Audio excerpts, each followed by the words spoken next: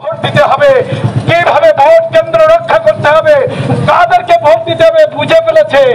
এমন শক্তিকে ভোট মানুষ আর দেবে না যারা চাঁদাবাজ আর ফ্যাসিস্টের সেই পুনরাবৃত্তি ঘটাবে। সবাইকে আসুন, মংলাবাসীদেরকে বলতে চাই, সুন্দরভাবে ব্যবসা করুন, চাঁদাবাদীদেরকে ধরবেন, আমাদের ছেলেদেরকে দাওয়াত দেবেন, বলবেন অবশ্যই চাঁদাবাজদের ধরে পুলিশের হাতে দেওয়ার ব্যবস্থা হবে ইনশাআল্লাহ। সবাইকে ধন্যবাদ জানিয়ে আমি আমার সংক্ষিপ্ত বক্তব্য শেষ করতে চাই। তার আগে বলতে চাই, সোহাগ, তোমার মেয়ে আর তোমাকে পিতা বলে ডাকতে পারবে না।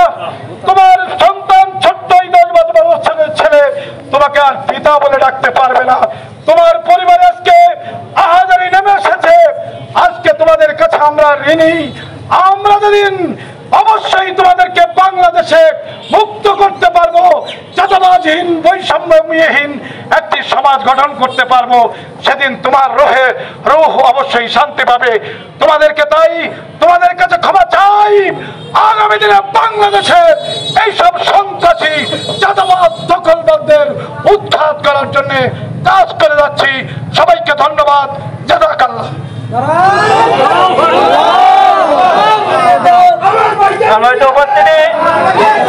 আজকের প্রোগ্রামের সর্বশেষ সভাপতি বক্তব্য রাখছেন বাংলাদেশ জামাত ইসলামী মংলা পৌর শাখার সম্মানিত আমির, বিশিষ্ট সমাজসেবক জনাব এম এ বারী।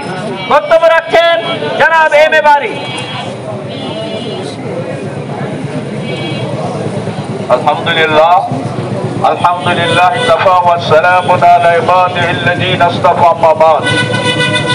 শুকরিয়া আদায় করছি মহান রব্বুল আলামিনের দরবারে, যিনি আমাদেরকে আজকের এই ঐতিহাসিক হত্যাকাণ্ডের বিরুদ্ধে আজকের পথসভা করার সুযোগ করে দিয়েছেন। সেই মহান রব্বুল আলামিনের কাছে আমরা একবার শুকরিয়া আদায় করছি। আলহামদুলিল্লাহ।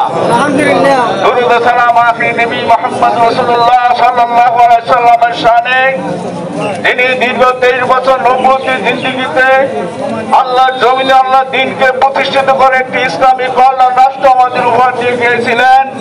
সেই নবীর শানে আমরা একবার দুরূদ পড়ি সাল্লাল্লাহু আলাইহি সাল্লাম। আজকের এই বিক্ষোভ মিছিল ও পথসভার